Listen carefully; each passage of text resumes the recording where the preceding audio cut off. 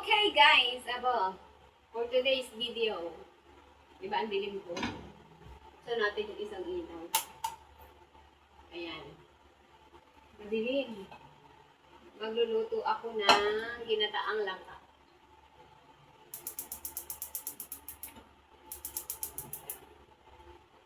Ginataang langka ang aming tanghalian for today's video. Tipid-tipid tayo ngayong linggong ito kasi wala akong pera kaya gulay-gulay muna kami. Pambayad ng mga utangan. Alam nga naman hindi natin bayaran yung mga utang natin. Baka mademanda tayo ng di oras.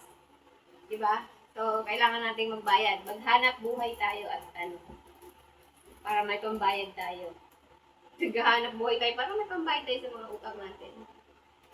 At least utang ha, hindi ninakaw. Diba? Hindi katulad ng iba dyan, ng mga sabi ng mayaman, wala daw utang pero magnanakaw, guys.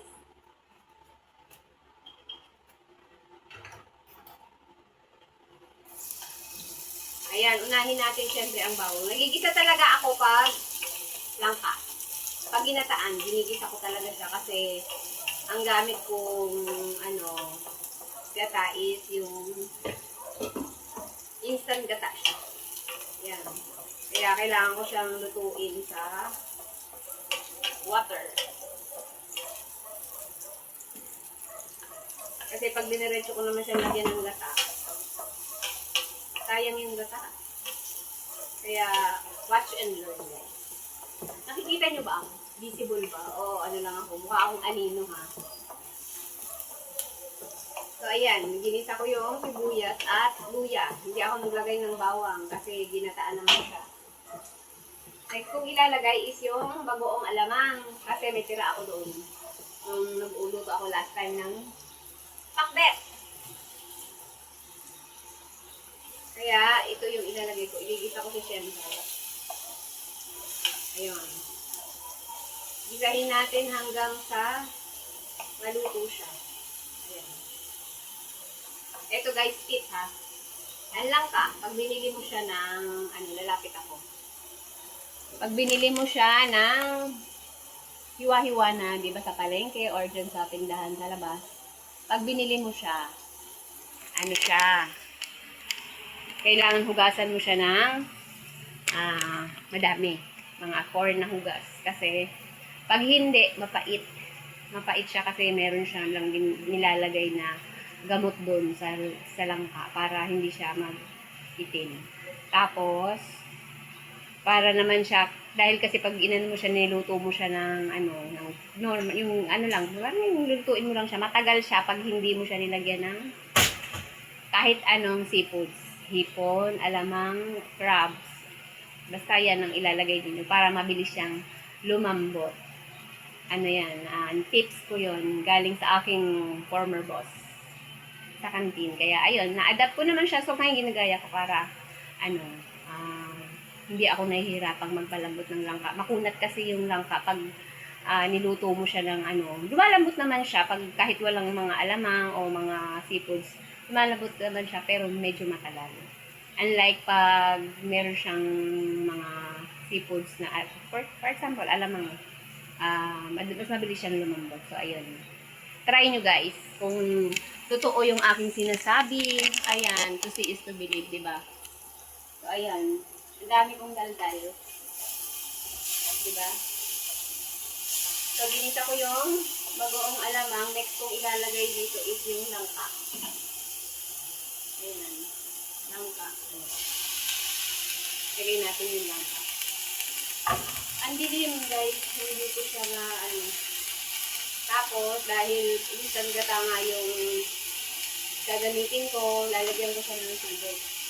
Para, yung tubig yung magpa-luto sa amin.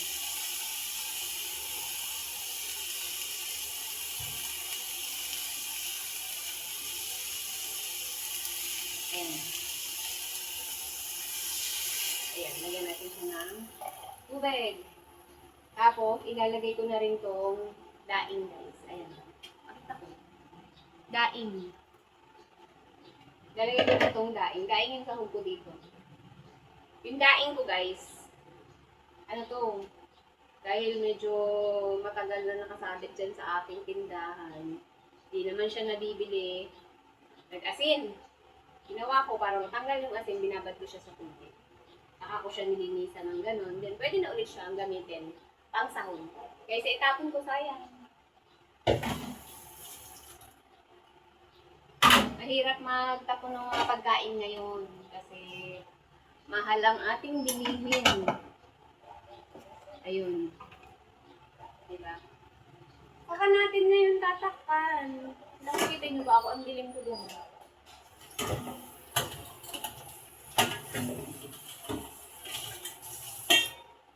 Takpan eh. Ayan. Takpan natin. Hintayin natin na kumulo. Tapos saka natin haluin. Then hintayin natin siyang lumambot.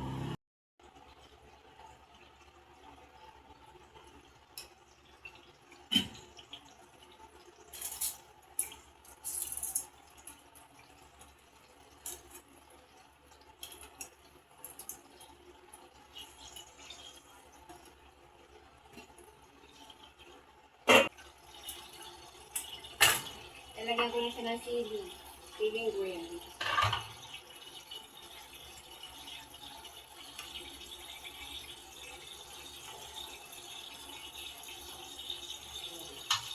Tapos, mamastikin natin siya. Lagyan natin ng paminta.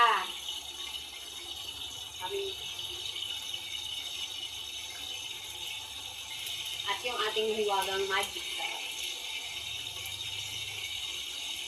Bago ko siya lagyan ng asin, guys, titikman ko muna siya sa alat niya kung siya ay tama na yung alat ng bagoong. Kasi baka mamaya, nilagyan ko siya ng asin, umalat naman siya ng bomba.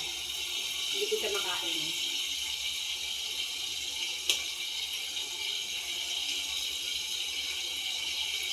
Kami, it's enough na. Pero lulutuin ko pa yung gata. Eto naman. Luluto ako ng Hungarian. Ayan. Balik pa rin natin.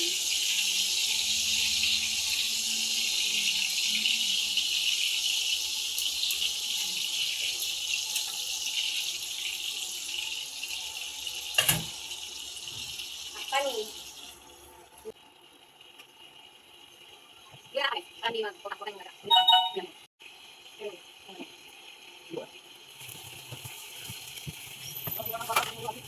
Tingnan po.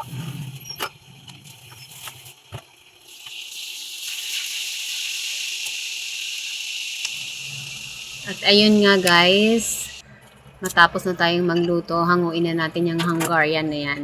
Tapos, isusunod na natin ang ating ginataang langka. Ayun. Diba guys? Ang bilis lang magluto, basta sundin lang yung aking mga tips. Ayan guys. Thank you all guys for watching. Magandang nanghali sa ating lahat. And happy eating guys. Thank you so much.